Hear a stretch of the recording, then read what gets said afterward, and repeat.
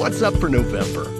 A lunar eclipse, the moon and planets, and the Leonid meteors. A total lunar eclipse is on the way to provide a little celestial magic early on the morning of November 8th. The eclipse will be visible to viewers in North America, the Pacific region, Australia, and Eastern Asia, anywhere the moon is above the horizon while the eclipse is happening. For observers in the eastern time zone of the US and Canada, the partial eclipse begins a little after 4 a.m. It reaches full eclipse about 5:15 local time, and the moon then sets while still in eclipse for you. For observers on the west coast of North America, that translates to the partial eclipse beginning just after 1 a.m. and reaching full eclipse by about 2:15 a.m.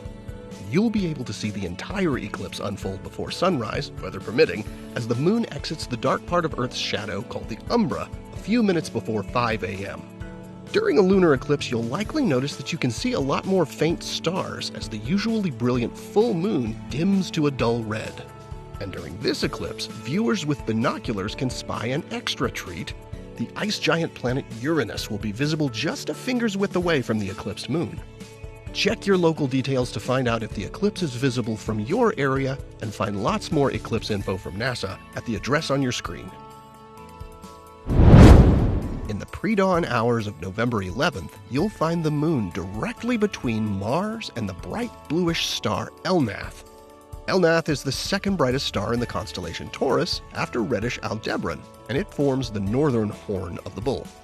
You'll find that Elnath is about the same brightness as the star Bellatrix in nearby Orion, where it forms one of the Hunter's shoulders.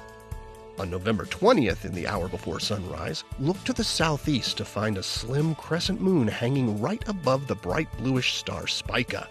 It's a giant star, 10 times the mass of our Sun and 12,000 times more luminous. Fortunately for us, it's located 260 light-years away. And in the evening sky on November 28th, a beautiful crescent moon hangs beneath Saturn in the south after sunset. The Leonid meteor shower is active throughout November. It peaks after midnight on the 18th with something like 15 to 20 meteors per hour under clear, dark skies. Now, the shower's name comes from the constellation Leo, the lion, from which its meteors appear to radiate. The meteors are dusty bits of debris left behind by comet Tempel-Tuttle as it orbits the Sun. This comet was actually discovered twice independently. On the peak night for the Leonids this year, the moon will be about 35% full, meaning it will interfere with your ability to see the fainter meteors.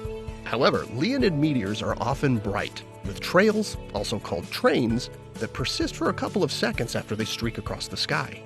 And while the moon will be rising in the east with Leo around midnight, it's actually better to view the sky away from the meteor's apparent point of origin, by lying back and looking straight upward, as any meteor trails you see will appear longer and more spectacular. Here are the phases of the moon for November. Stay up to date with all of NASA's missions to explore the solar system and beyond at nasa.gov. I'm Preston Dykes from NASA's Jet Propulsion Laboratory, and that's what's up for this month.